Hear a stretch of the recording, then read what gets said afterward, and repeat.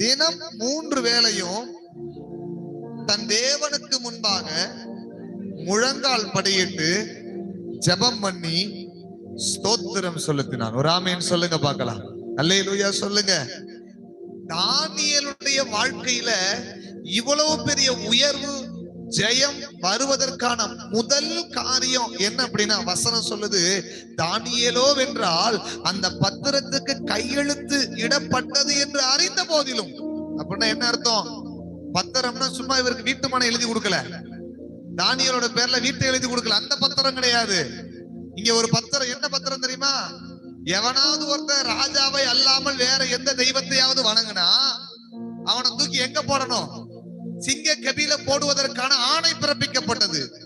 ஆனா வசனம் சொல்லுகிறது, அந்த பத்திரத்துக்கு ஒரு ஆமீன் சொல்லுங்க. தன்னை சாகக்கூடிய எவ்வளவு பெரிய சூழ்நிலையாக இருந்தாலும், ஏன் தானியேலோட காரியம் ஜெயமா இருந்துச்சு? எல்லா சூழ்நிலைகளிலும் தேவன் ஒருவரை மாத்திரம் சார்ந்து இருந்தார். ஆமீன் சொல்லுங்க.